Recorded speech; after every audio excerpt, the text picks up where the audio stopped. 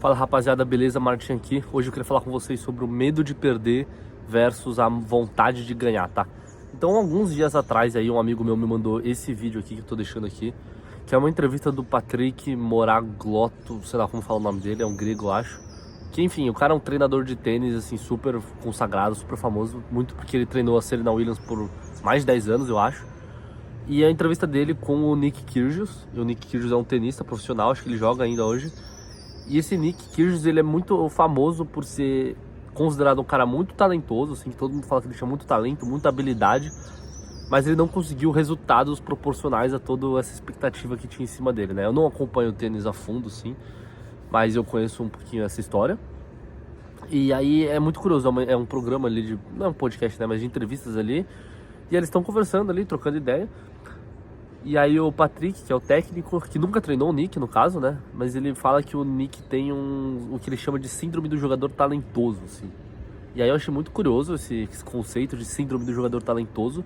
E aí, o que quer dizer isso basicamente, né? É basicamente assim, o Nick, ele ouviu a vida inteira de que ele era muito talentoso, que ele era muito bom no tênis, assim. Então, por causa disso, por ele ficar ouvindo a vida inteira isso, ele criou uma autoimagem de si mesmo, né? É o que o Patrick fala, né? Não sei se é verdade, mas essa hipótese me pareceu razoável, assim. Quando você ouve que você é muito bom em alguma coisa, você acaba criando uma autoimagem de que você é muito bom nessa coisa, mesmo você ainda não tendo atingido resultados que correspondem a essa sua habilidade, assim, sabe? Só das pessoas falarem bem de você, você já começa a se ver como muito bom. E aí, o que acontece? Você cresce na categoria de base ali, né? Nos anos mais novos, todo mundo falando que você é muito bom. E aí, falando que você é muito talentoso. E aí, chega um momento da carreira em que você tem que começar, de fato, a mostrar resultado para corresponder a essa expectativa que foi colocada em você, né?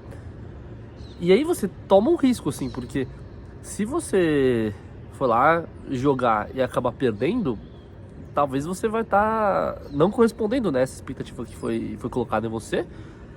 Então você vai estar quebrando essa autoimagem que você tem.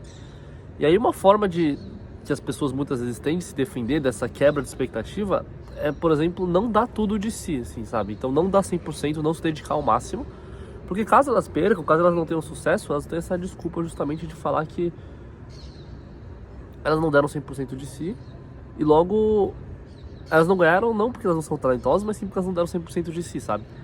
E aí muitas pessoas atribuem a falta de resultado, a falta de sucesso do Nick Kyrgios justamente a esse ponto de que ele não se esforçou ao máximo, assim, sabe? Um estilo meio Neymar, assim, sabe? Aí é muito pra festa, sei lá. Enfim, eu não conheço muito, né? Mas é o que o pessoal fala. E o ponto é que ele, segundo o Patrick, ele tinha justamente essa síndrome do jogador talentoso. Então ele ouviu a vida inteira de que ele era muito talentoso, mas com medo de não corresponder à expectativa, ele não dá tudo de si.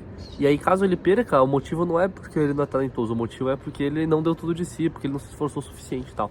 Então, o cara, ele prefere, basicamente, ele tem mais medo de perder a fama de ser talentoso do que a vontade de ganhar um título. Porque para ganhar um título, ele se esforçaria ao máximo e eventualmente ganharia ou não ganharia, sabe? Ele estaria se colocando em risco, assim, ele daria o máximo de si. E dar o máximo de si não é garantia que você vai ganhar nada, né? Mas pelo menos ele estaria maximizando as chances dele ganhar, sabe? Então ele prefere ficar numa postura mais passiva e garantir que a fama dele de jogador talentoso vai se manter do que dar tudo de si e eventualmente se frustrar porque ele não ganhou nada, assim, sabe?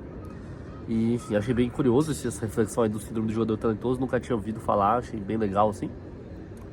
E aí isso me lembrou de outra coisa, que é assim, eu vejo muito futebol, adoro futebol, já vi centenas, acho que milhares de partidas na minha vida, assim, acho que mais de 1000 partidas com certeza. E assim, toda partida é diferente uma da outra, né? Mas quando você vê muito de uma coisa, você começa a identificar padrões, assim, né? E tem um padrão, tem uma partida que eu já vi várias vezes, né? Então assim, toda partida tem uma história que eu já vi várias vezes. Porque assim, tem um time A, que é um time bom, e aí tem um time B, que é um time pior que o time A, assim, então o time A é superior ao time B. E aí o time A começa o jogo super passivo, assim, sem impor o jogo, sem ser agressivo da maneira que ele deveria, assim, sabe? Então fica ali um jogo mó morno, fica um baita 0-0, assim. Mesmo o time A sendo melhor, ele não se impõe sobre o time B. E aí o que acontece é que em um lance, futebol acontece essas coisas, o time B, que é pior, bum, faz um gol. Beleza. E aí, depois que toma o gol, o time A acorda e aí começa a correr atrás do placar, começa a impor a sua superioridade de fato, assim, né? E aí, se o time A vai virar, vai empatar, vai perder, não importa aqui pro que eu tô falando, assim. O que importa, assim, é porque o time A, ele só tomou essa atitude de ser agressivo, de maximizar a sua chance de ganhar, né, impondo superioridade, no momento em que ele tava atrás do placar. Porque ele não começou a fazer isso desde o primeiro minuto do jogo, assim, sabe?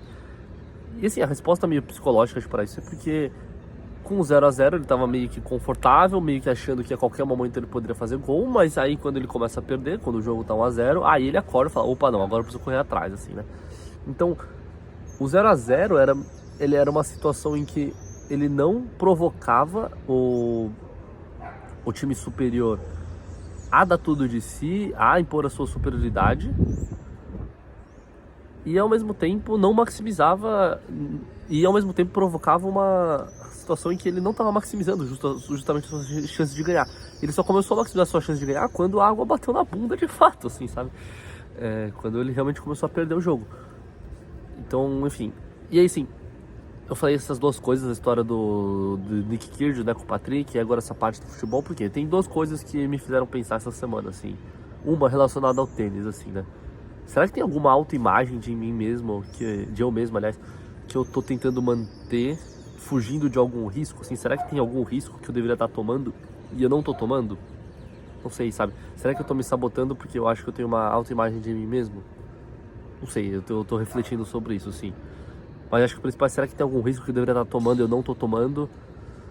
E aí justamente por quê? Porque eu tô numa situação confortável, sim. E aí a segunda coisa é, será que tem alguma atitude que eu já deveria estar tomando também? Eu só não tô tomando porque eu tô numa posição confortável ainda, e aí eu só vou começar a tomar a atitude que eu deveria já estar tomando quando a água bater na bunda, quando eu perceber que pode ser tarde demais, enfim. Não sei, são coisas que eu tenho pensado ultimamente. Enfim, foi um vídeo bem... Esse vídeo aqui foi bem espontâneo, hoje é sábado de manhã, ontem eu comecei a pensar isso sexta-feira muito tarde da noite, ontem não sei porquê. Essas coisas começaram a vir na minha cabeça. E enfim, é isso, foi bem espontâneo esse vídeo aqui, tá? Tô aqui em São Paulo, ontem tava quente, até hoje esfriou pra caramba. O dia tá bem feio, ó. Tem um sol, assim, clima padrão paulistano aqui, né? Mas eu gosto também. Então é isso, galera, se você gostou, deixa o like no vídeo, se inscreve no canal. Esse vídeo também tá em formato de newsletter, tá? Tô deixando o link aí embaixo. E enfim, esse é o 40º vídeo seguido que a gente tá postando toda semana. Mais 3 meses, mais 12 semanas aí dá um ano. E enfim, posso compartilhar depois o que eu aprendi escrevendo texto e gravando um vídeo por semana. Beleza? Valeu!